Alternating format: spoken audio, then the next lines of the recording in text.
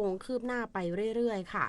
นอกจากนี้ยังมีการนำผลการประชุมคณะกรรมการอำนวยการป้องกันและปราบปรามการกระทำความผิดอาชญากรรมทางเทคโนโลยีที่ประชุมไปเมื่อวันที่ 20 ตุลาคมรายงานต่อที่ประชุมคณะรัฐมนตรีให้ถือว่าสแกมเมอร์เป็นวาระแห่งชาติด้วยนะคะ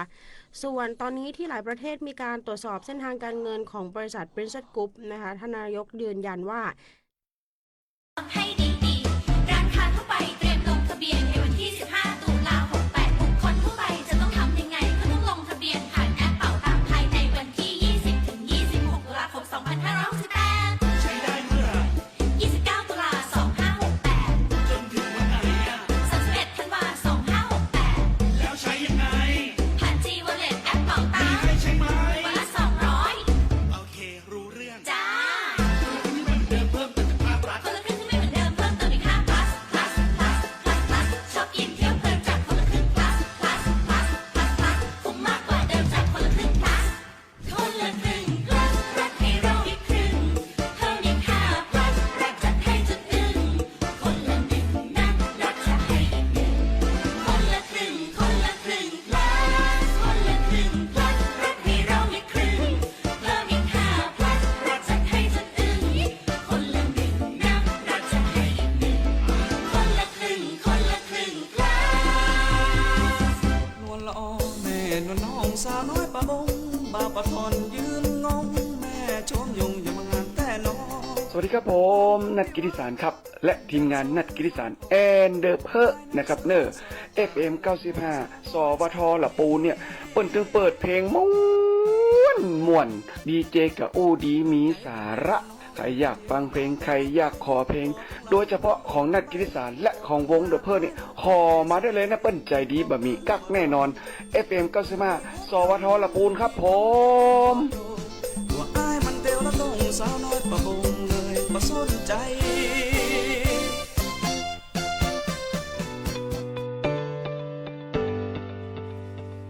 ท่านกำลังรับฟังการส่งกระจายเสียงจากสถานีวิทยุกระจายเสียงแห่งประเทศไทยจังหวัดลำพูนสำนักประชาสัมพันธ์เขต 3 กรมประชาสัมพันธ์กระจายเสียงในระบบ FM Stereo Multiplex ความถี่ 95 เมกะเฮิรตซ์จากอาคารเลขที่ 113 หมู่ที่ 10 ตำบลบ้านกลางอำเภอเมืองจังหวัดลำพูนจากนี้ไปสถานีร่วมกับสำนักงานคณะกรรมการการเลือกตั้งประจำจังหวัดลำพูนเสนอรายการร่วมพัฒนาประชาธิปไตยกับกกต.ลำพูนค่ะ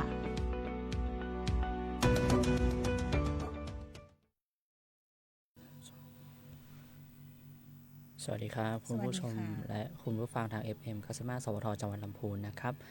พบกันทุกวันพุธนะครับหลังเคารพธงชาติแบบนี้ครับกับรายการร่วมพัฒนาประชาธิปไตยกับกตจังหวัดลำพูนนะครับผมวันนี้ครับผมนายจินวัฒน์มรดาครับรับหน้าที่พนักงานการเลือกตั้งปฏิบัติการนะครับรับหน้าที่เป็นผู้ดำเนินรายการครับแล้วก็มาพร้อมกับครับหัวหน้าณชนันท์นายเนตรครับหัวหน้ากลุ่มงานสืบสวนสอบสวนและพรรคการเมืองครับผมก็วันนี้มาพบกันทุกวันพุธอีกแล้วนะครับก็วันนี้ได้รับเกียรติจากหัวหน้าณชนันท์นะครับมาร่วมนะครับแชร์เกี่ยวกับเนื้อหาเกี่ยวกับการเลือกตั้งนะครับแล้วก็กระบวนการประชาธิปไตยนะครับ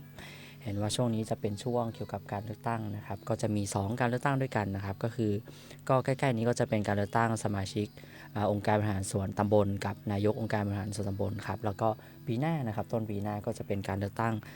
สสนะครับรวมถึงการออกเสียงประชามติด้วยนะครับซึ่งปัจจุบันเนี่ยก็มีประชาชนนะครับค่อนข้างเป็นจำนวนมากทีเดียวนะครับที่มาลาออกพรรคการเมืองนะครับก็เพื่อที่จะไปอาจจะไปลงสมัครพรรคใหม่หรือว่าประสงค์จะไปเตรียมการอื่นๆนะครับผมทีนี้ครับวันนี้เราจะมาให้ความรู้นะครับเกี่ยวกับบทบาทและความสัมพันธ์ของสมาชิกพรรคการเมืองใช่ไหมครับวนะค ใช่ รับ ค่ะค่ะในช่วงระยะเวลานี้นะคะก็คือทางกกต.มีกลุ่มบุคคลได้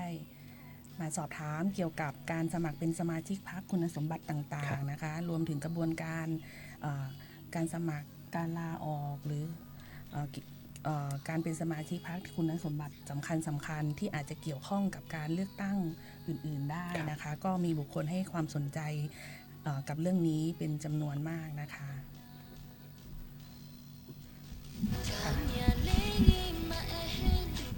ตามกฎหมายของที่เกี่ยวข้องกับพรรคการเมืองนะคะกฎหมายหลักๆที่เกี่ยวข้องจะมีกฎหมาย1ฉบับนะคะที่เกี่ยวข้องกับการ สมัครสมาชิกพรรครวมถึงที่เกี่ยวข้องกับการดำเนินการของพรรคการเมืองนะคะก็คือกฎหมายก็คือพระราชบัญญัติประกอบรัฐธรรมนูญว่าด้วย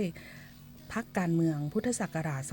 2560 นะคะแล้วก็ที่แก้ไขเพิ่มเติมค่ะกฎหมายนี้ฉบับนี้เป็นบทบัญญัติของกฎหมายหลักนะคะที่เกี่ยวข้องกับพรรคการเมืองโดยตรงนะคะในวันนี้เราจะพูดถึงในส่วนของจุดเริ่มต้นของการเป็นการมีพรรคการเมืองนะคะพรรคการเมืองก็ต้องมีกลุ่มบุคคลสมาชิกนะคะเข้าร่วมกิจกรรมของพรรคการเมืองนะคะเป็นระบอบการมีเกี่ยวกับการปกครองและในระบอบประชาธิปไตยคือเน้นให้ประชาชนได้มีส่วนร่วมในการดำเนินการทางการเมืองนะคะในส่วนของเบื้องต้นการเป็นสมาชิกพรรคการเมืองเนี่ยเป็นมาได้อย่างไรนะคะสมาชิกพรรคการเมืองหมายถึงใครบ้างนะคะตามกฎหมายพระราชบัญญัติประกอบรัฐธรรมนูญนะคะว่าด้วยพรรคการเมืองได้ให้คำนิยามที่อาจจะเกี่ยวข้องกับความหมายของสมาชิกพรรคการเมืองนะคะสมาชิกพรรคการเมืองหมายถึงบุคคลที่สมัครใจเข้าร่วมเป็นส่วนหนึ่งของพรรคการเมืองอย่างเป็นทางการค่ะโดยต้องมีคุณสมบัติครบถ้วนและไม่มีลักษณะต้องห้ามตามที่กฎหมายกำหนดและชำระค่าบำรุงให้แก่พรรคการเมืองรวมทั้งต้องไม่เป็นสมาชิกพรรคการเมืองอื่นในขณะเดียวกันพูดภาษาง่ายๆก็คือเป็นบุคคลที่มีความสมัครใจต้องมีความสมัครใจนะคะเข้ามาเป็นส่วนหนึ่งของพรรคการเมืองอย่างเป็นทางการอย่างเป็นทางการก็คือเช่นผ่านการสมัครเป็นสมาชิกพรรคการเมืองโดยการยื่นเอกสารนะคะเข้าเป็นสมาชิกพรรคการเมืองนะคะณสาขาพรรคการเมืองหรือตัวแทนพรรคการเมืองสังกัดที่ใดที่หนึ่งนะคะที่เป็นที่ตั้งนะคะโดยต้องมีคุณสมบัติและไม่มีลักษณะต้องห้ามตามกฎหมายรวมถึงอันนี้ก็สำคัญนะคะก็คือต้องมีการชำระค่าบำรุงให้แก่พรรคการเมืองด้วยนะคะและในขณะเดียวกันบุคคลที่จะสมัครสมาชิกพรรคการเมืองได้เนี่ยต้องไม่เป็นสมาชิกพรรคการเมืองอื่นในขณะเดียวกันก็คือเป็นพรรคการเมืองซ้ำซ้อนไม่ได้เป็นสมาชิกพรรคการเมืองซ้ำซ้อนกับพรรคอื่นไม่ได้นะคะในเบื้องต้นก็จะกล่าวในถึงเรื่องคุณสมบัติและลักษณะต้องห้ามของสมาชิกพรรคการเมืองค่ะตามกฎหมายพระราชบัญญัติประกอบรัฐธรรมนูญว่าด้วยพรรคการเมืองได้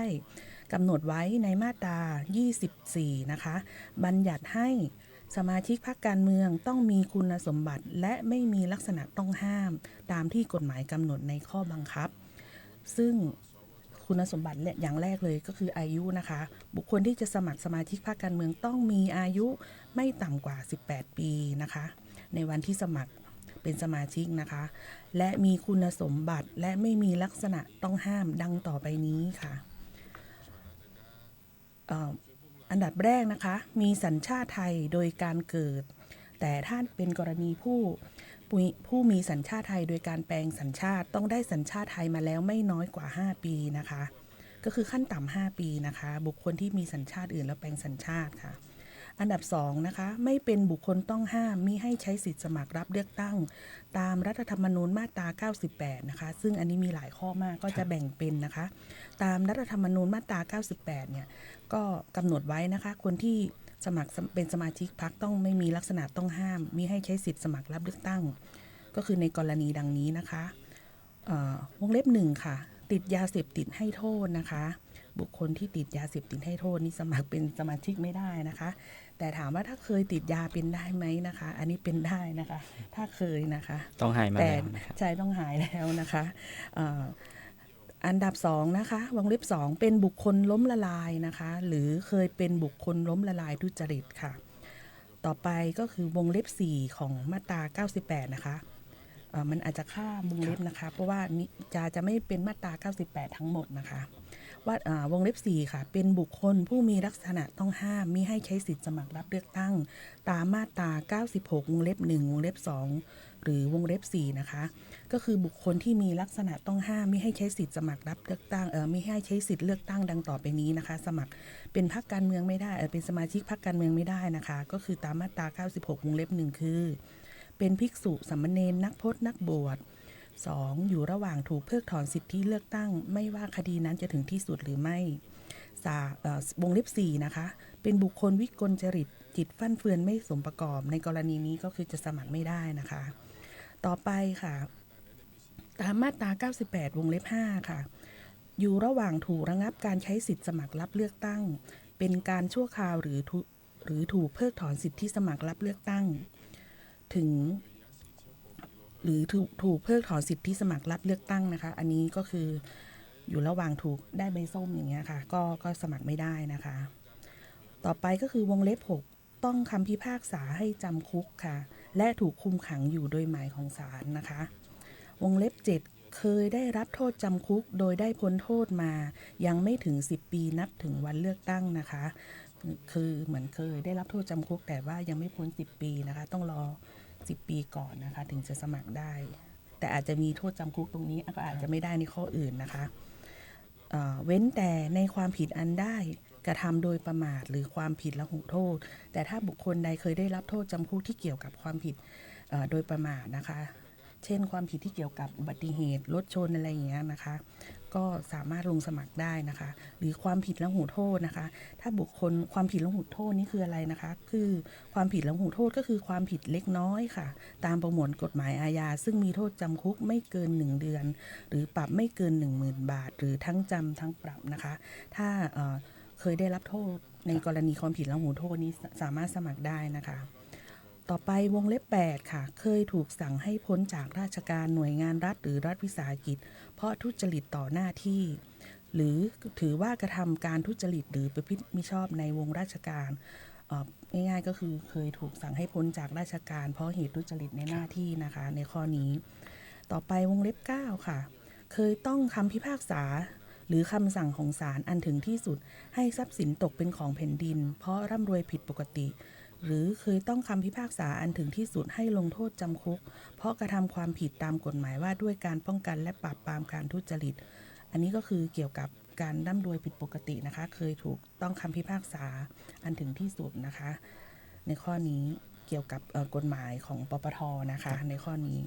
วงเล็บ 11เคยต้องคำพิพากษาอันถึงที่สุดว่ากระทำการอันเป็นการทุจริตในการเลือกตั้งข้อนี้ก็สำคัญนะคะถ้าเคยต้องคำพิพากษาเกี่ยวกับคดีเลือกตั้งที่เป็นเกี่ยวกับตามกฎหมายเลือกตั้งแล้วและเป็นการกระทำที่ถือว่าเป็นการทุจริตในการเลือกตั้งไม่ว่าท่านจะได้รับโทษจำคุกหรือรอลงอาญาแต่ถ้าเป็นคดีเลือกตั้งที่เกี่ยวกับทุจริตเลือกตั้งข้อนี้ท่านจะลงสมัครสมาชิกพรรคการเมืองไม่ได้นะคะต่อไปวงเล็บ 14เคยเป็นสมาชิกวุฒิสภานะคะหรือสวค่ะหรือเคยเป็นสมาชิกวุฒิสภาและมี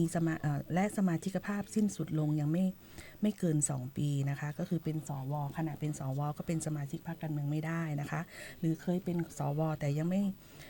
พ้นจากตำแหน่งนะคะยังไม่สิ้นสุดยังไม่เกิน2 ปีอันนี้ก็ไม่ได้นะคะลงสมัครเป็นสมาชิกพรรคการเมืองไม่ได้ค่ะอันดับต่อไปนะคะวงเล็บ 16เป็นตุลาการศาลรัฐธรรมนูญหรือผู้ดำรงตำแหน่งในองค์กรอิสระนะคะอันนี้ก็ไม่ได้นะคะวงเล็บ 17อยู่ในระหว่างต้องห้ามไม่ให้ดำรงตำแหน่งทางการเมือง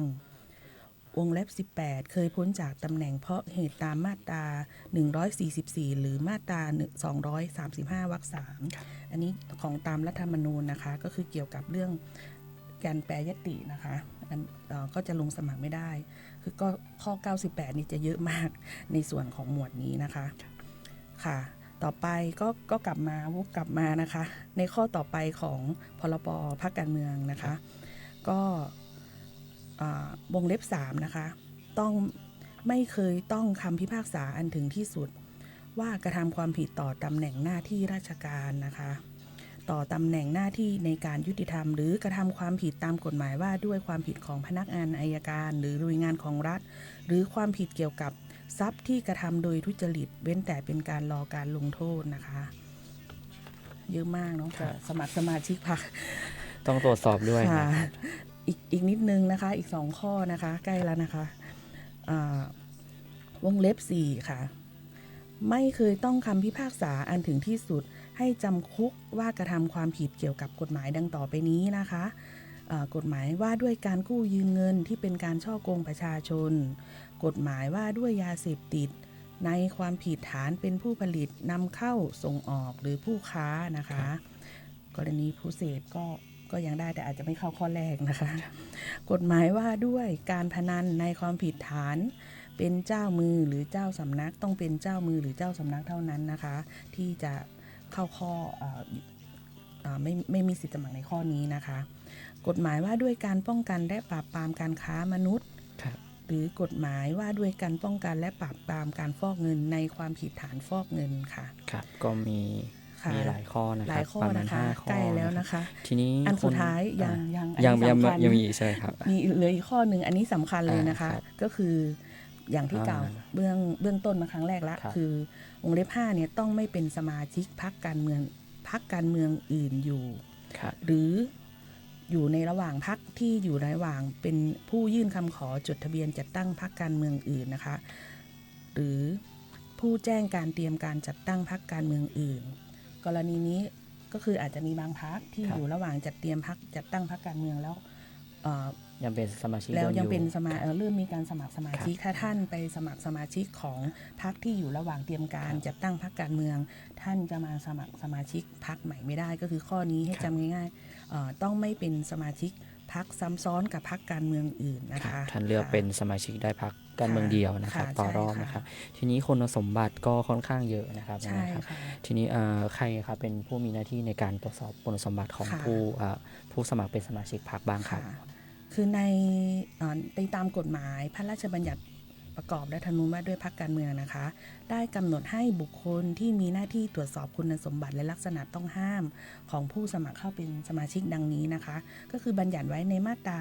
25 ค่ะ ครับ ให้นายทะเบียนสมาชิกที่มีหน้าที่ตรวจสอบคุณสมบัติและลักษณะต้องห้ามของผู้สมัครเข้าเป็นสมาชิกและจะทำทะเบียนสมาชิกให้ตรงตามความเป็นจริงและต้องให้สมาชิกตรวจดูได้โดยสะดวกณสำนักงานใหญ่ของพรรคการเมืองรวมทั้งประกาศชื่อและนามสกุลของสมาชิกให้ประชาชนทราบเป็นการทั่วไปเพื่อประโยชน์ในการตรวจสอบความถูกต้องในทะเบียนสมาชิกก็คือถ้าพูดภาษาง่ายๆก็คือคนที่ดูแลทะเบียนสมาชิกของพรรคนะคะก็คือนี่เ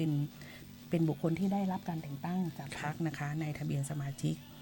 ก็ในเบื้องต้นพรรคเนี่ยจะต้องมีนายทะเบียนสมาชิกเพื่อทำหน้าที่ตรวจสอบคุณสมบัติของผู้สมัครเข้าเป็นสมาชิกพรรคเบื้องต้นนะคะเมื่อตรวจสอบแล้วและจัดทำทะเบียนถูกต้องแล้วก็ต้องประกาศรายชื่อนามสกุลนะคะไว้หน้าที่สำนักงานใหญ่ของพรรคการเมืองให้ประชาชนสามารถดูได้สะดวกเพื่อตรวจสอบข้อมูลได้อย่างถูกต้องได้นะคะแต่ทีนี้ก็จะมีอันนี้สำคัญเลยนะคะกรณีที่พรรคการเมืองใดแอบอ้างผู้ใดสมัครเป็นสมาชิกโดยผู้นั้นไม่รู้เห็นหรือสมัครใจผู้ที่ถูกแอบอ้างหรือผู้ที่รับมอบหมายจากผู้ถูกแอบอ้างอาจแจ้งต่อนายทะเบียนเพื่อตรวจสอบข้อเท็จจริงและพิจารณาลบชื่อผู้นั้นออกจากการเป็นสมาชิกพรรคการเมืองได้นะคะข้อนี้อาจจะมีคำว่านายทะเบียนเข้ามาเกี่ยวข้องก็คือพรรคใดที่แอบอ้างผู้ใดมาสมัครพรรคก็คือมีการนำชื่อหรือข้อมูลส่วนตัวเนี่ยไปของบุคคลอื่นมาเป็นสมาชิกพรรคโดยที่ เจ้าตัวไม่รู้ตัว ไม่รู้เจ้าตัว ครับ ไม่รู้ตัวอย่างเงี้ยนะคะ ก็ไม่ได้นะคะในข้อนี้ ถ้าหากบุคคลภายนอกที่ถูกพรรคการเมืองใดแอบอ้างนำข้อมูลส่วนตัวของตนเป็นสมัครสมาชิกพรรคเนี่ยอาจแจ้งต่อนายทะเบียน อันนี้จะต่างกันจากนายทะเบียนสมาชิกนะคะนายทะเบียนคือใครนะคะตามกฎหมายนายทะเบียนก็คือเลขาธิการคณะกรรมการการเลือกตั้งนะคะซึ่งมีอำนาจหน้าที่ตามกฎหมายที่เกี่ยวข้องนี้นะคะภายใต้กำกับและควบคุมของคณะกรรมการการเลือกตั้งก็คือจำง่ายๆนะคะนายทะเบียนสมาชิกคือบุคคลที่ได้รับการแต่งตั้งในพรรคการเมืองค่ะส่วนนายทะเบียนไม่มีคำว่าสมาชิกเนาะนายทะเบียนคือเลขาธิการคณะกรรมการการเลือกตั้งผู้ได้รับแต่งตั้งให้เป็นนายทะเบียนนะคะถ้าผู้สมัครใดเนี่ยถูกแอบอ้างชื่อเนี่ยอาจแจ้งต่อนายทะเบียนเพื่อขอให้ตรวจสอบข้อเท็จจริงในกรณีนี้ได้นะคะในข้อนี้หากพรรคการเมืองใดหรือนายทะเบียนจัดทำพรรคการเมืองใดนะคะแอบอ้างบุคคลอื่นมาเป็นสมาชิกของตนนะคะหรือนายทะเบียนสมาชิกจัดทำทะเบียนสมาชิกอันเป็นเท็จตรงนี้มีโทษตามกฎหมายนะคะบทกำหนดโทษเนี่ยระวางโทษจำคุกไม่เกิน3 ปีหรือปรับไม่เกิน 60,000 บาทหรือทั้งจำทั้งปรับและให้ศาลสั่งเพิกถอนสิทธิเลือกตั้งของผู้นั้นมีกำหนด5 ปี อันนี้ก็กฎหมายข้อนี้ก็จะมีโทษหนักพอสมควรนะคะ ครับ โทษเพิกถอนนี้5 ปีเพิกถอนสิทธิเลือกตั้งนะคะค่ะ ครับ อันนี้ก็จะเป็นขั้นตอนแรกในการตรวจสอบคุณสมบัติ ถามว่ายื่นสมัครได้ที่ไหนก็คือเหมือนตอนแรกก็คือที่ทำการพักนะคะ ครับ ค่ะต่อไปพอเป็นสมัครแล้วนะคะ สมาชิกภาพของสมาชิกเนี่ยเริ่มตั้งแต่เมื่อไหร่ก็คือความสมบูรณ์ของการเป็นสมาชิกพรรคนั้นเราจะเริ่มตั้งแต่เมื่อไหร่นะคะ ตามกฎหมายมาตรา 27 ตามพรบพรรคการเมืองนะคะ สมาชิกภาพของสมาชิกเริ่มตั้งแต่ได้ชำระค่าบำรุงพรรคการเมือง ตามจำนวนที่กำหนดในข้อบังคับแล้วนะคะ อันนี้ก็คือก็คือสมาชิกเริ่มตอนที่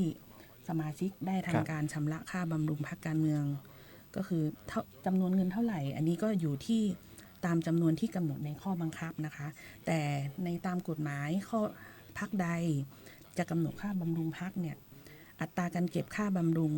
พรรคการเมืองสามารถกำหนดในข้อบังคับได้นะคะ ก็คือขั้นต่ำรายปีนะคะ ถ้ามีทั้งรายปีและตลอดชีพนะคะ ถ้ารายปีสามารถเก็บได้ไม่น้อยกว่าปีละ20 บาทค่ะ ส่วนถ้าเป็นกรณีตลอดชีพเลยก็ไม่น้อยกว่า200 บาทนะคะ อันนี้เป็นเบื้องต้นที่พรรคจะสามารถกำหนดได้นะคะต่อไปนะคะถ้าถามว่าสมาชิกชำระค่าบำรุงแล้วตามจำนวนที่กำหนดแล้วเป็นสมาชิกอยู่ดี ครับ ๆก็ไม่อยากเป็นละเนาะ ประสงค์จะ ลาออก จะลา นะ ออก คะ นะครับ ก็สามารถกระทำได้นะคะ แต่กรณีนี้จะกล่าวถึงการสิ้นสุดการเป็นสมาชิกพรรคเนี่ยเกิดขึ้น มีกรณีไหนบ้าง นะคะ ในอันดับแรกนะคะก็คือลาออกนะคะ ลาออกได้จากการลาออกนี่ลาออกได้ที่ไหนนะคะ สมัครที่พรรคได้นะคะ แต่ว่าลาออกเนี่ยให้ถือว่าสมบูรณ์การลาออกต้องสมบูรณ์ เมื่อได้ยื่นใบลาออกต่อนายทะเบียนสมาชิก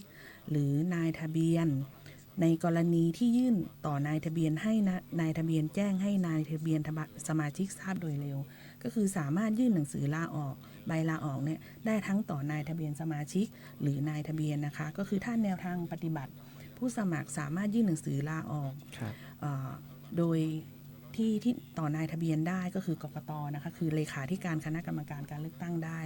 เอกสารการยื่นลาออกเนี่ยก็คือส่วนใหญ่ในของเขตพื้นที่จังหวัดลำพูนก็จะมายื่นหนังสือลาออกนะคะที่สำนักงานกกตเราจะมีแบบฟอร์มให้สมาชิกได้กรอกรายละเอียดนะคะแล้วทางกกตก็จะส่งต่อให้กับนายทะเบียนนะคะตามกฎหมายในข้อนี้นะคะคือท่าน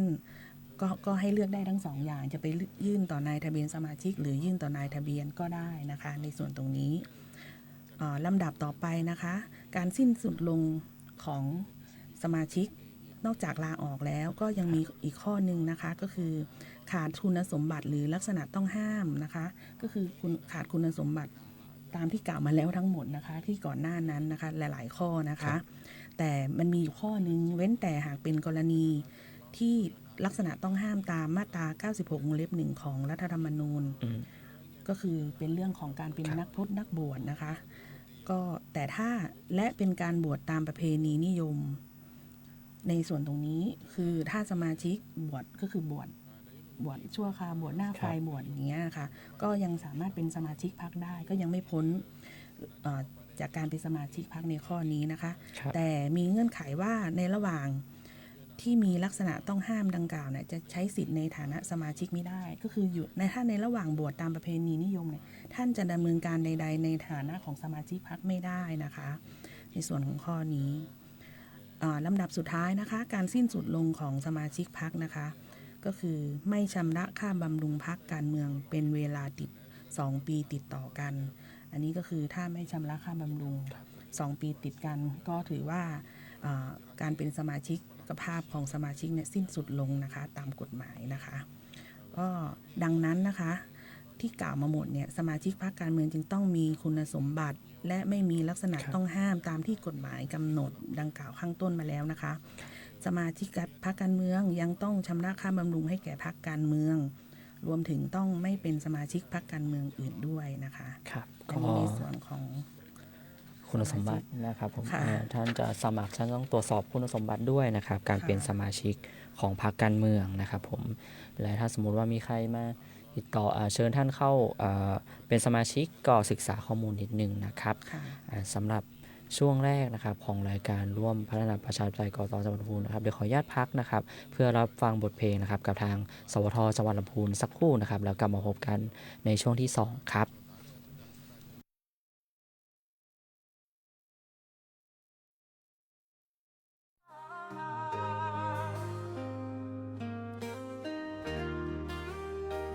ยามเดือน12อยู่ตรงแห่งเมืองล้านนา สืบต่อกันมา แบบเบาโบราณ จาก10เป็นร้อยจากร้อยเป็นพัน นับวันผ่านเวลาจากพันเป็นหมื่น จากหมื่นเป็นแส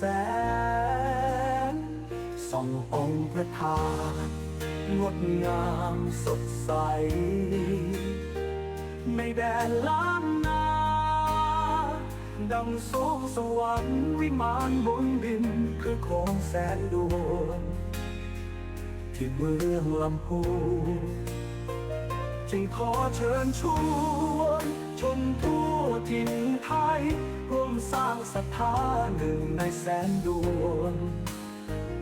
ได้พบผลบุญเห็นแสงแห่งธรรมนำจิตใจงามพบพานสิ่งดี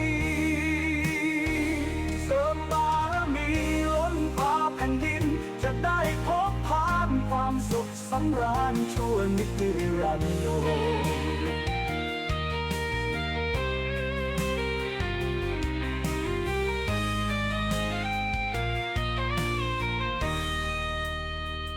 จาก10เป็นร้อยจากร้อยเป็นพัน นับวันผ่านเว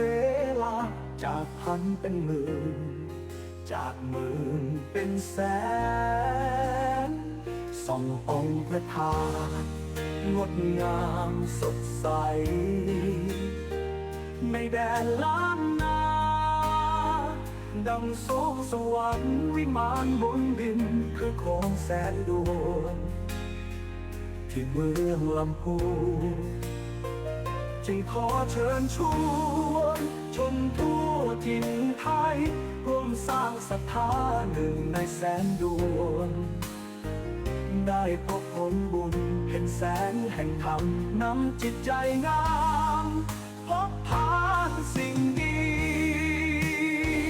เสริมบารมีล้นฟ้าแผ่นดินจะได้พบพานความสุขสำราญชั่วนิรันดร์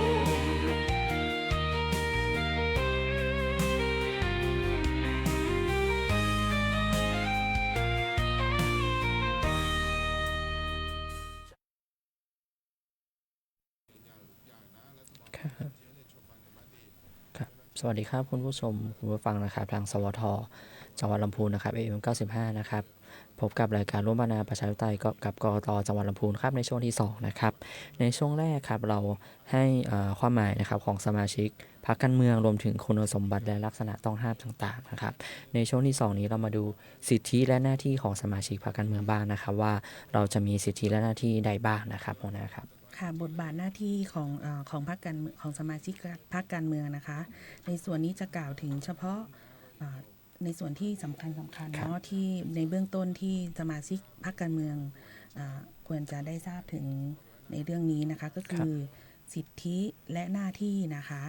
สิทธิหน้าที่ที่สำคัญนะคะอันดับแรกเลยท่านจะต้องไม่กระทำการอันเป็น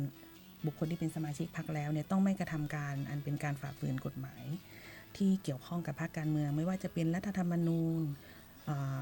พรบพรรคการเมืองนะคะหรือข้อบังคับต่างๆที่กำหนดในพรรคการเมืองนะคะอันนี้เป็นหน้าที่นะคะเป็นสิทธิหน้าที่แรกนะคะอันดับ2ก็คือ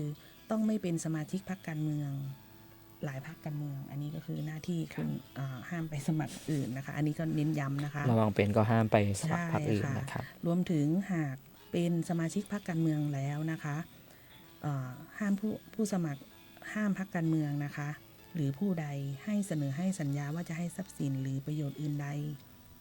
ขออภัยค่ะ ไม่ว่าโดยทางตรงหรือทางอ้อม เพื่อจูงใจให้บุคคลหนึ่งบุคคลใดสมัครเข้าเป็นสมาชิกพรรคการเมืองนะคะ ก็คือห้ามสมาชิกให้เงิน ครับ หรือไปจ้างให้มาสมัครสมาชิกพรรคของตนนะคะ หน้าที่ตรงนี้นะคะ ต่อไปนะคะ สิทธิในด้านการมีส่วนร่วมของพรรคการเมืองสมาชิกพรรคในเรื่องของการท่านสามารถเป็นองค์ประชุมของที่ประชุมใหญ่ของพรรคการเมืองได้นะคะ ในสาขาพรรคการเมืองได้นะคะ อันดับต่อไปค่ะอันนี้เป็นหน้าที่เป็นข้อห้ามแล้วกันเนาะ ห้ามสมาชิกพรรคเนี่ยรับบริจาคเงิน เพื่อกระทำการสนับสนุนอันเป็นการบ่อนทำลายความมั่นคงของราชอาณาจักรนะคะ ห้ามสมาชิกรับเงินเลยนะคะในส่วนข้อนี้นะคะ อันดับต่อไปก็คือห้ามมิให้สมาชิกเรียกรับหรือยอมจะรับเงินหรือทรัพย์สินนะคะหรือประโยชน์อื่นใดนะคะแก่พรรคการเมืองเพื่อให้คนที่ให้เงินหรือบุคคลนั้นน่ะที่เป็นคนให้เงินเนี่ยได้รับการแต่งตั้งหรือสัญญาว่าจะได้รับการแต่งตั้งให้ดำรงตำแหน่งทางการเมืองนะคะอันนี้ก็คือเหมือนว่าไปรับเงินแล้วบอกว่าจะให้แต่งตั้งเป็นดำรงตำแหน่งนั้นนี้ทางการเมืองนี้ก็ไม่ได้นะคะต่อไปนะคะสมาชิกสามารถเข้ามามีส่วนร่วมเพื่อประชุมแสดงความคิดเห็นและให้ความเห็นชอบไม่ให้ความเห็นชอบตามรายชื่อผู้สมัครรับเลือกตั้งสสแบบแบ่งเขตก็คือง่ายๆก็คือข้อนี้ท่านสามารถเข้าไปร่วมในกระบวนการคัดเลือกแสดงความคิดเห็นผู้มีรับแต่งตั้งเป็นสสแบบแบ่งเขตหรือบัญชีรายชื่อได้นะคะหรือ Party List Primary Vote นะคะได้อันนี้ท่านสมาชิกมีสิทธิ์เข้าร่วมประชุมในส่วนตรงนี้ได้นะคะนอกจากนั้นก็จะมีสมาชิกเนี่ยสามารถเข้าร่วมการตรวจสอบงบการเงินของพรรคการเมืองในที่ประชุมใหญ่ของพรรคการเมืองได้ค่ะอันดับต่อไปอันนี้ก็จะเห็นได้ชัดเลยนะคะสมาชิกสามารถมีส่วนร่วมในการสนับสนุนทางการเงินให้แก่พรรคการเมืองในรูปแบบต่างๆเช่นการบริจาคนะคะสนับสนุนสินค้าหรือบริการของพรรคการเมืองก็คือพรรคก็อาจจะทำของพรีเมียมเข้ามาในพรรคนั้นๆนะคะเหมือนจำหน่ายเพื่อเป็นการสนับสนุนทางการเงินให้แก่พรรคนะคะแต่การบริจาคเนี่ยจะมีข้อกำหนดนิดนึงนะคะว่าการบริจาคต้องไม่เกิน10 ล้านบาทต่อปีนะคะอันนี้ก็จะมีรายละเอียดที่ลึกเข้าไปอีกแต่ว่ากล่าวง่ายๆก็คือห้ามบริจาคเกิน10 ล้านบาทต่อปีนะคะรวมถึงอันนี้เลยนะคะถ้าท่านใดเสียภาษีก็จะเห็นในแบบการเสียภาษีนะคะสมาชิกสามารถแสดงเจตนาในแบบแสดงรายการภาษีเงินได้บุคคลธรรมดาประจำปีให้รัฐนำเงินที่ตนได้เสียภาษีไว้ไปอุดหนุนพรรคการเมืองที่ตนระบุพรรคใดพรรคหนึ่งได้ปีละ500 บาทนะคะก็คือสามารถแสดงเจตนาในแบบการยื่นภาษีว่าจะประสงค์จะบริจาคเงินที่เสียภาษีให้พรรคใดพรรคหนึ่งที่ตนระบุที่ตนสนับสนุนนะคะได้พรรคปีละ500 บาทนะคะอันนี้กฎหมายกำหนดเลยได้แค่ปีละ500 บาทนะคะอันดับต่อไปก็คือสนับสนุนการดำเนินกิจกรรมของพรรคการเมืองนะคะอันนี้ถ้าพรรคไหนมีกิจกรรมที่ดำเนินในส่วนของกิจกรรมพรรคนั้นไม่ว่าจะเป็นการส่งเสริมการให้ความรู้เกี่ยวกับประชาธิปไตยอย่างเงี้ยสมาชิกเนี่ยสามารถเข้าร่วมการดำเนินกิจกรรมต่างๆของพรรคได้นะคะอันดับต่อไปค่ะสามารถร่วมกันตรวจสอบติดตามการใช้จ่ายเงินของกิจกรรมของพรรคการเมืองนั้นได้นะคะก็จะต่อเนื่องจากข้อเมื่อกี้นะคะต่อไปก็คือสามารถเข้าร่วมกิจกรรมการสนับสนุนการดำเนินกิจกรรมของพรรคการเมืองตามที่กำหนดไว้ในข้อบังคับได้ก็คือบางพรรคเนี่ยก็อาจจะมีกำหนดในข้อบังคับว่าตนจะมีกิจกรรมอะไรได้บ้างนะคะก็จะสามารถเข้าร่วมกิจกรรมได้พูดง่ายๆก็คือ3ข้อสุดท้ายนี่ก็คือเกี่ยวกับสมาชิกเนี่ยสามารถดำเนินกิจกรรมเข้าร่วมสนับสนุนกิจกรรมตรวจสอบกิจกรรมของพรรคนั้นตรวจสอบกิจกรรมที่เกี่ยวกับติดตามการใช้จ่ายเงินในการจัดกิจกรรมนั้นได้นะคะอันนี้ก็จะเป็นสิทธิหน้าที่เบื้องต้นที่สมาชิกพรรคก็จะได้ทราบในเบื้องต้นเมื่อท่านได้เป็นสมาชิกพรรคใดพรรคหนึ่งไปแล้วนะคะค่ะทีนี้ในส่วนนั้นเราไปดูสิทธิและหน้าที่เรานะครับแล้วทีนี้การเป็นสมาชิกพรรคการเมืองเขามีสามารถมีส่วนร่วมครับในกระบวนการของพรรคแล้วก็เกี่ยวกับกระบวนการเลือกตั้งยังไงได้บ้างครับครับการมีส่วนร่วมของสมาชิกพรรคการเมืองก็จะแบ่งเป็นนะคะ สองหลักใหญ่ๆนะคะก็คือ 1. การมีส่วนร่วมทางการเมืองผ่านกระบวนการทางกฎหมาย ครับ และกระบวนการดำเนินงานของพรรคการเมืองตามที่กฎหมายหรือข้อบังคับของพรรคการเมืองกำหนดนะคะก็คือพูดง่ายๆอันนี้เป็นการมีส่วนร่วมตามที่กำหนดไว้ในกฎหมาย ครับ หรือในตามที่กำหนดไว้ในข้อบังคับของพรรคการเมืองสมาชิกสามารถเข้ามามีส่วนร่วมในการทางการเมืองของพรรคการเมืองนั้นๆได้นะคะก็จะมีที่สำคัญก็คือสามารถเข้าร่วมกิจกรรมทางการเมืองที่ตนสังกัดได้นะคะซึ่งการเข้าร่วมกิจกรรมทางการเมืองเนี่ยก็จะเป็นองค์ประกอบสำคัญของหลักการปกครองประชาธิปไตยนะคะและการเป็นประชาธิปไตยภายในพรรคการเมืองนั้นด้วยนะคะก็คือเป็นหลักการมีส่วนร่วมในการบริหารพรรคการเมืองนั่นเองนะคะเปิดโอกาสให้สมาชิกมีบทบาทต่างๆสำคัญในการกำหนดนโยบายกำหนดเกี่ยวกับประเด็นที่ส่งผลต่ออนาคตของพรรคการเมืองในส่วนตรงนี้นะคะต่อไปก็คืออันดับต่อไปก็คือสามารถเข้าร่วมโดยมีส่วนร่วมในการสนับสนุนทางการเงินทรัพย์สินซึ่งเป็นปัจจัยที่สำคัญที่ช่วยให้พรรคการเมืองสามารถดำเนินกิจกรรมพรรคการเมืองได้นะคะก็คือสนับสนุนทางเรื่องการเงินนะคะที่เห็นได้ชัดก็คืออันนี้แหละค่ะคือการชำระค่าบำรุงพรรคอันนี้ถือว่าเป็นการมีส่วนร่วมเพื่อให้พรรคการเมืองมีปัจจัยที่ให้พรรคการเมืองสามารถดำรงอยู่ได้นะคะต่อไปนอกจากมีการสนับสนุนทางการเงินแล้วก็อาจจะมีการสนับสนุนในด้านการขยายฐานสมาชิกพรรคการเมืองนะคะการขยายฐานสมาชิกพรรคการเมืองหรือเครือข่ายของพรรคการเมืองนี้ก็เป็นการดำเนินการมีส่วนร่วมเพื่อสร้างความมั่นคงของพรรคการเมืองนะคะก็ในส่วนของข้อนี้ก็จะมีกฎหมายข้อหนึ่งที่บอกไว้ว่าพรรคการเมืองต้องมีการเพิ่มสมาชิกนะคะให้ถึงเกณฑ์ตามที่กฎหมายกำหนดซึ่งอันนี้ก็ขอย้อนกลับไปนิดนึงนะคะก็คือพรรคการเมืองเนี่ยในกฎหมายเนี่ยเมื่อจัดตั้งพรรคการเมืองแล้วจะต้องดำเนินการให้มีจำนวนสมาชิกนะคะตามที่กฎหมายกำหนดนะคะก็คือถ้าหากภายใน1ปีพรรคการเมืองต้องดำเนินการให้มีสมาชิกไม่น้อยกว่า 5,000 คนและต้องเพิ่มจำนวนสมาชิกให้มีจำนวนไม่น้อยกว่า 10,000 คนภายใน4ปีนับแต่วันที่นายทะเบียนรับจดทะเบียนก็คือไม่ใช่ว่าเป็นสมาชิกแล้วก็จะหยุดไม่ขยายนะคะก็เท่านั้นในกฎหมายก็คือภายใน4ปีเนี่ยต้องเพิ่มจำนวนสมาชิกให้มีจำนวนไม่น้อยกว่า1คนนะคะถามว่าถ้ามีจำนวนสมาชิกไม่ครบเนี่ยตามจำนวนที่กฎหมายกำหนดมีผลยังไงนะคะก็คือหากมีจำนวนสมาชิกเหลือไม่ถึงตามที่กำหนดติดต่อกันเกิน90วันนะคะพรรคการเมืองนั้นย่อมสิ้นสภาพ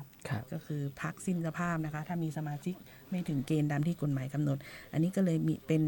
ส่วนสำคัญที่สมาชิกสามารถมีส่วนร่วมทางการเมืองได้ก็คือการขยายฐานสมาชิกนะคะต่อไปก็คือการเข้าไปมีบทบาทในการดำเนินกิจกรรมของพรรคการเมืองหรือสาขาพรรคการเมืองหรือตัวแทนพรรคการเมืองประจำจังหวัดก็คือเข้าร่วมกิจกรรมต่างๆของพรรคการเมืองอันนี้มีส่วนร่วมได้นะคะอันนี้สำคัญที่สุดเลยนะคะก็คือสมาชิกมีบทบาทในการมีส่วนร่วมในกระบวนการสรรหาผู้สมัครรับเลือกตั้งและตัวแทนทางการเมืองนะคะซึ่งเป็นกลไกที่ช่วยให้พรรคการเมืองสามารถคัดเลือกตัวแทนที่มีความรู้ความสามารถและได้รับการยอมรับจากประชาชนนะคะในส่วนข้อนี้เป็นการเปิดโอกาสให้สมาชิกพรรคการเมืองเข้ามามีส่วนร่วมในการเสนอและพิจารณาผู้สมัครรับเลือกตั้งซึ่งเป็นตัวแทนของพรรคการเมืองนั้นให้ไปสมัครเป็นสสทั้งแบบแบ่งเขตและบัญชีรายชื่อนะคะผ่านการเลือกขั้นต้นก็คือการเลือกขั้นต้นคืออะไรก็คือขั้นตอนนี้ก็คือ primary vote นะคะรวมทั้งยังเสนอชื่อบุคคลเพื่อดำรงตำแหน่งเป็นนายกรัฐมนตรีได้นะคะก็คือข้อนี้เลยก็คือจำง่ายๆมีส่วนสมาชิกพรรคการเมืองมีส่วนร่วมในการสรรหากระบวนการในสรรหาผู้สมัครรับเลือกตั้งเพื่อไปเป็นตัวแทนสมัครรับเลือกตั้งสสนะคะทั้งแบบแบ่งเขตและบัญชีรายชื่อนะคะรวมถึงเสนอชื่อบุคคลเพื่อได้รับแต่งตั้งเป็นนายกในส่วนนี้นะเราอาจจะเห็นได้ชัดสุดละในกระบวนการมีส่วนร่วมทางการเมืองนะคะของสมาชิกนอกจากอันนี้ก็คือที่กล่าวมาหมดคือเป็นกระบวนการมีส่วนร่วมตามกฎหมายหรือข้อบังคับพรรคนะคะต่อไปก็จะเป็นอันดับต่อไปอันดับที่2นะคะคือการเข้ามามีส่วนร่วมด้วยความสมัครใจคืออันนี้เป็นการมีส่วนร่วมด้วยความสมัครใจนะคะซึ่งการเข้า เข้าไปมีส่วนร่วมทางการเมืองด้วยความสมัครใจเนี่ยมีสามารถแสดงออกได้หลากหลายวิธีนะคะอย่างเช่นการติดตามข่าวสารทางการเมืองอันนี้ก็คืออาจจะยังไม่รู้ตัวว่าตัวเองมีส่วนร่วมแล้วนะคะบุคคลที่เป็นสมาชิกพรรคเนี่ยค่ะก็คือถือว่ามีส่วนร่วมแล้วก็คือการติดตามข่าวสารบ้านเมืองนี่เองนะคะของจากทางสื่อนะคะที่เกี่ยวกับของพรรคการเมืองที่ตนสังกัดเป็นการมีส่วนร่วมที่ง่ายที่สุดใช่ค่ะต่อไปก็คือการเข้าร่วมกิจกรรมทางการเมืองและการเสริมสร้างประชาธิปไตยภายในพรรคนะคะ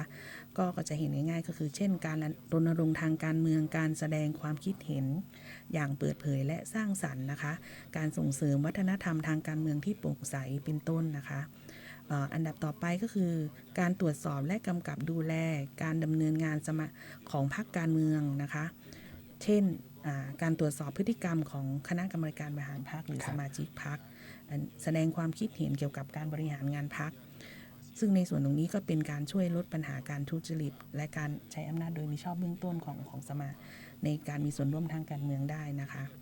ต่อไปก็คือการปฏิบัติตามหลักจริยธรรมจรรยาบรรณทางการเมืองระเบียบข้อบังคับนะคะอันนี้เป็นการมีส่วนร่วมโดยความสมัครใจนะคะและอันสุดท้ายก็คือการให้การศึกษาสร้างจิตสำนึกทางการเมืองแก่ประชาชนนะคะก็คือสมาชิกพรรคการเมืองในส่วนเบื้องต้นเนี่ยที่ไปสังกัดพรรคใดพรรคหนึ่งก็จะมีความรู้ในเรื่องเกี่ยวกับการสร้างจิตสำนึกการเป็นพลเมืองที่ดีในระบอบวิถีประชาธิปไตยอยู่แล้วนะคะคือจะเป็นในส่วนของข้อบังคับของพรรคในส่วนใหญ่ก็จะกำหนดในหัวข้อการเสริมสร้างประชาธิปไตยต่างๆในไว้นะคะก็เป็นสิทธิเป็นการมีส่วนร่วมที่อาจผู้สมาชิกอาจก็จะไม่รู้ตัวว่าตัวเองถือว่ามีส่วนร่วมแล้วเช่นไปอบรมอย่างของหลักสูตรของ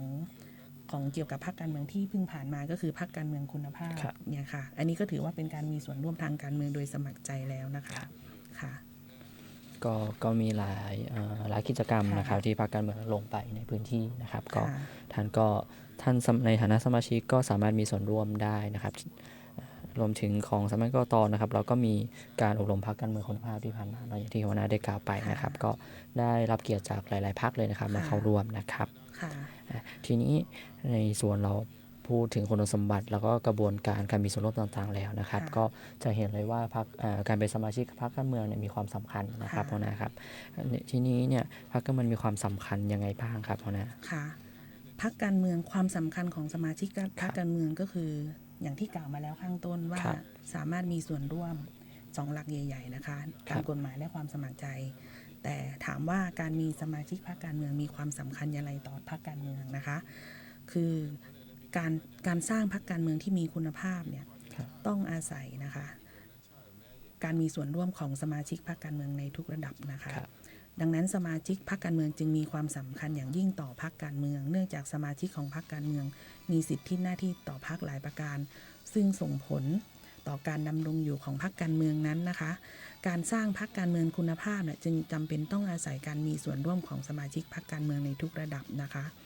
โดยสมาชิกต้องมีบทบาทในการคัดเลือกผู้นำทางการเมืองกำหนดนโยบายตรวจสอบและกำกับดูแลการดำเนินการของพรรคการเมืองนะคะสนับสนุนทางการเงินพรรคเข้าร่วมกิจกรรมทางการเมืองพรรคการเมืองต้องดำเนินกิจกรรมอย่างโปร่งใสและส่งเสริมประชาธิปไตยภายในองค์กรนะคะนอกจากนี้สมาชิกต้องปฏิบัติตามหลักจริยธรรมหลีกเลี่ยงอิทธิพลจากกลุ่มผลประโยชน์และให้การศึกษาแก่ประชาชนเกี่ยวกับการปกครองระบอบประชาธิปไตยพรรคการเมืองที่มีคุณภาพจะเป็นรากฐานของระบบการเมืองที่มั่นคงและช่วยให้ประชาธิปไตยสามารถพัฒนาได้อย่างยั่งยืนนะคะก็คือสรุปง่ายๆก็คือสมาชิกมีส่วนสำคัญต่อการมีพรรคการเมืองที่มีคุณภาพนะคะและเป็นการ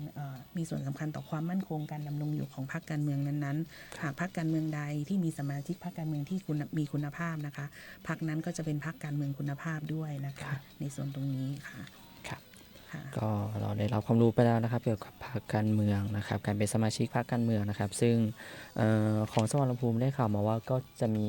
พรรคการเมืองหลายๆพรรคใช่ไหมครับใช่ค่ะที่ทำหน้าที่เขาเรียกอะไรมีปฏิบัติการในพื้นที่ด้วยครับมีพรรคการเมืองไหนบ้างครับนะครับในส่วนของจังหวัดลำพูนนะคะพรรคการเมืองที่มีอยู่ในจังหวัดลำพูนที่ดำเนินกิจกรรมทางการเมืองที่ได้ จดทะเบียนจัดตั้งพรรคไปแล้วนะคะ ก็คือถ้าเป็นสาขาพรรคการเมืองในจังหวัดลำพูนมีด้วยกัน2สาขาพรรคนะคะ ก็คือ1พรรคประชาชาติค่ะ ครับ 2พรรคสุวรรณภูมินะคะ ครับ ต่อไปก็ในระดับตัวแทนพรรคนะคะตัวแทนพรรคการเมืองประจำจังหวัดลำพูนมีทั้งหมด8แห่งนะคะ8ตัวแทนนะคะก็คือ 1. พรรคเสรีรวมไทยค่ะ 2. พรรคประชาธิปัตย์พรรคประชาธิปัตย์ค่ะ 3. พรรครวมไทยสร้างชาติ 4. พรรคโอกาสใหม่ 5. พรรคเพื่อไทย 6. พรรคประชาชน 7. พรรคภูมิใจไทยค่ะ และ 8. พรรคกล้าทำค่ะ ในส่วนของจังหวัดลำพูนก็จะมีจำนวนพรรคที่ดำเนินกิจกรรมในพรรคอยู่ตรงนี้นะคะหาก ครับ ท่านใดสนใจที่จะสมัครสมาชิกพรรคหรือเข้า ครับ ร่วมกิจกรรมเกี่ยวกับพรรคการเมืองที่ตนต้องการสนับสนุนก็สามารถเข้ามามีส่วนร่วมในพรรคที่ได้กล่าวถึงข้างต้นนี้ได้ทั้งหมดค่ะ ครับก็จะท่านที่มีความสนใจกับกระบวนการการเมืองนะครับกระบวนการประชาธิปไตยก็สามารถสมัครเป็นสมาชิกพรรคการเมืองได้อย่างที่กล่าวไปก็คือในพื้นที่จังหวัดลำพูนเนี่ยก็มีพรรคการเมืองหลายๆพรรคครับที่ปฏิบัติงานใช่ไหมครับอยู่ในพื้นที่ครับถ้าสมมติอุดมการณ์ความคิดนะครับท่านมีตรงกับพรรคการเมืองไหนก็สามารถสมัครเป็นสมาชิกได้นะครับเราพูดคร่าวๆเกี่ยวกับการเป็นสมาชิกพรรคการเมืองไปแล้วครับ ค่ะ เรามาพูดถึงการเลือกตั้งที่ใกล้เข้ามากันดีกว่านะครับการเลือกตั้งที่ใกล้เข้ามาเร็วๆนี้นะครับท่านที่อยู่ในเขตองค์การบริหารส่วนตำบลนะครับก็อย่าลืมออกไปใช้สิทธิ์ด้วยนะครับซึ่งคณะกรรมการการเลือกตั้งก็ได้กำหนดวันเลือกตั้งมาแล้วนะครับเป็นวันอาทิตย์ที่11 มกราคม 2569นะครับซึ่งระยะเวลาเลือกตั้งก็คือเราก็จะมี 8 โมงเช้านะครับถึง 5 โมงเย็นเหมือนเดิมนะครับผมวันอาทิตย์ที่11 มกราคม 2569นะครับซึ่งปัจจุบันก็จะเป็นกระบวนการในการเตรียมความพร้อมการเลือกตั้งนะครับคร่าวๆก็คือวันที่สมาชิกสภาองค์การบริหารส่วนตำบลแล้วก็นายกองค์การบริหารส่วนตำบลนะครับดำรงตำแหน่งครบวาระก็คือวันที่ 27 พฤศจิกายน 2568 ที่ใกล้เข้ามานี้นะครับและในวันที่ 29 พฤศจิกายน 2568 ครับทางผอ.การเลือกตั้งประจำองค์การบริหารส่วนตำบลนะครับก็จะประกาศให้มีการเลือกตั้งนะครับซึ่งผู้อำนวยการการเลือกตั้งประจำองค์การบริหารส่วนตำบลก็คือท่านปลัดนะครับปลัดองค์การบริหารส่วนตำบลนะครับท่านจะเป็นผอ.การเลือกตั้งในตำแหน่งนะครับผมและวันรับสมัครครับกำหนดเป็นวันที่ 1-5 ธันวาคม 2568 ครับวันที่ประกาศบัญชีรายชื่อผู้สมัครก็จะเป็นวันที่ 12 ธันวาคมครับ 2568 ครับและวันสุดท้ายเพิ่มชื่อถอนชื่อผู้มีสิทธิ์เลือกตั้งก็คือวันที่ 31 ธันวาคม 2568 ก็คือก่อนวันเลือกตั้งนะครับทางเราจะมีเอกสารต่างๆนะครับเอกสารเจ้าบ้านนะครับไปที่บ้านของท่านนะครับแล้วก็ให้ทุกท่านเนี่ยตรวจสอบด้วยนะครับว่าผู้มีสิทธิ์เลือกตั้งในทะเบียนบ้านของท่านนะครับถูกต้องหรือเปล่านะครับและถ้าหากสมมุติว่าไม่ถูกต้องยังไงนะครับก่อนวันที่ 31 ธันวาคม 2568 นะครับท่านก็สามารถเพิ่มชื่อถอนชื่อผู้มีสิทธิ์เลือกตั้งได้นะครับต่อมาครับผู้มีสิทธิ์เลือกตั้งแจ้งเหตุที่ไม่อาจไปใช้สิทธิ์เลือกตั้งนะครับสมมติว่าวันที่ 11 มกราคม 2569 นะครับท่านไม่สามารถไปใช้สิทธิ์เลือกตั้งได้นะครับก็อย่าลืมแจ้งเหตุที่ไม่อาจไปใช้สิทธิ์เลือกตั้งนะครับก็คือระหว่างมี2ช่วงนะครับช่วงแรกก็คือวันที่ 4 ถึง 10 มกราคม 2569 แล้วก็ช่วงที่2วันที่ 12 ถึง 18 มกราคม 2569 นะครับก็อยากจะเชิญชวนนะครับท่านที่ไม่สามารถที่จะมาใช้สิทธิ์เลือกตั้งในวันดังกล่าวได้นะครับท่านแจ้งเหตุที่ไม่อาจไปใช้สิทธิ์เลือกตั้งด้วยนะครับปัจจุบันก็ง่ายๆนะครับท่านสามารถแจ้งผ่านทางอิเล็กทรอนิกส์ก็ได้นะครับหรือว่าไปแจ้งที่สำนักทะเบียนนะครับตามเอกสารต่างๆนะครับวันเลือกตั้งครับย้ำอีกทีนะครับวันที่ 11 มกราคม 2569 ครับเวลา 8 โมงเช้าถึง 5 โมงเย็นนะครับผมทางนี้ครับท่านสามารถติดตามนะครับสามารถติดตามรายละเอียดเกี่ยวกับการเลือกตั้งและกระบวนการประชาธิปไตยและกิจกรรมต่างๆของสำนักงานคณะกรรมการการเลือกตั้งประจำจังหวัดลำพูนนะครับได้ที่ Facebook ครับสำนักงานคณะกรรมการการเลือกตั้งประจำจังหวัดลำพูนแล้วก็เว็บไซต์นะครับสำนักงานคณะกรรมการการเลือกตั้งประจำจังหวัดลำพูนได้นะครับซึ่งเราก็จะมีการลงนะครับเนื้อหาข่าวเรื่อยๆนะครับเพื่อให้ท่านผู้มีสิทธิเลือกตั้งรวมถึงท่านผู้ประสงค์จะลงสมัครรับเลือกตั้งครับติดตามตรวจสอบข้อมูลกันนะครับทีนี้เราพูดถึงพรรคการเมืองไปแล้วนะครับก็คำถามสุดท้ายนะครับก่อนจากกันนะครับก็ผู้ที่สมัครจะเป็นสมาชิกอบต.กับนายกอบต.ถ้าลงสมัครนะครับเป็นสมาชิกพรรคการเมืองได้ไหมครับในกฎหมายนะคะอันนี้มีผู้สมัครหรือที่จะสมัครสมาชิก ของอบตหรือ ครับ ท้องถิ่นนะคะได้สอบถามมา ครับ ก็สมัครสมาชิกพรรคได้นะคะ แล้วก็รวมถึงในระเบียบของการหาเสียงในพรรคการเมืองก็ช่วยสมาชิกครับ ผู้สมัครเนี่ยหาเสียงเลือกตั้งได้ด้วยนะคะอันนี้ไม่มีข้อกำหนดบังคับใดๆนะคะ ก็ ว่าจะสมัครสมาชิกพรรคไม่ได้ค่ะ ครับสามารถเป็นสมาชิกพรรคการเมืองก็ได้ ได้ นะครับ ค่ะ ผมครับแล้วก็ลงสมัครสมาชิกอบตหรือว่านายกอบต ค่ะ ได้นะครับผม ค่ะ ทีนี้ในช่วงนี้ก็เป็นช่วงที่จะหาเสียงเลือกตั้งกันแล้วนะครับท่านถ้าสมมุติว่ามีรายการค่าใช้จ่ายเกี่ยวกับการหาเสียงเลือกตั้งท่านผู้สมัครประสงค์จะลงสมัครก็เก็บเอกสารหลักฐานต่างๆไว้ด้วยนะครับเพราะว่าหลังจากที่การเลือกตั้งเสร็จสิ้นแล้วทั้งท่านผู้ที่ได้รับเลือกและไม่ได้รับเลือกจะต้องยื่นบัญชีค่าใช้จ่ายด้วยนะครับซึ่งปัจจุบันก็เรียกว่าครบถ้วน 100% นะครับสำหรับผู้สมัครนะครับ ค่ะ เลือกตั้งซ่อมเลือกตั้งครบวาระนะครับก็ยื่นครบถ้วนนะครับ ค่ะ ทีนี้ครับประชาสัมพันธ์ช่องทางเกี่ยวกับของสำนักงานนิดนึงนะครับหากสมมุติว่าท่านเรามีแอปพลิเคชันนะครับของสำนักงานคณะกรรมการการเลือกตั้งนะครับอยู่แอปพลิเคชันหนึ่งที่จะแนะนำทุกท่านนะครับก็คือแอปพลิเคชัน Smart Vote นะครับท่านสามารถที่จะดาวน์โหลดติดเครื่องไว้นะครับเพื่อที่จะในแอปพลิเคชันก็จะมีรายละเอียดต่างๆนะครับเกี่ยวกับกระบวนการการเลือกตั้งรวมถึงเนื้อหาเกี่ยวกับการอบรมของสำนักงานคณะกรรมการการเลือกตั้งนะครับทีนี้ท่านอาจจะไม่รู้นะครับท่านสามารถถ้าสมมุติว่าถึงช่วงมีการเลือกตั้งแล้วนะครับท่านสามารถตรวจสอบนะครับสิทธิ์การไปใช้สิทธิ์เลือกตั้งนะครับผ่านทางแอปพลิเคชันนี้ก็ได้นะครับโดยที่จะกรอกข้อมูลนะครับเลขบัตรประจำตัวประชาชนเข้าไปนะครับท่านก็จะรู้นะครับว่าท่านมีสิทธิ์เลือกตั้งในพื้นที่ใดบ้างนะครับรวมถึงถ้าพื้นที่หน่วยเลือกตั้งนะครับที่ท่านจะต้องไปลงทะเบียนใช้สิทธิ์เลือกตั้งนะครับตรงไหนได้บ้างท่านก็สามารถตรวจสอบได้นะครับรวมถึงข้อมูลเกี่ยวกับ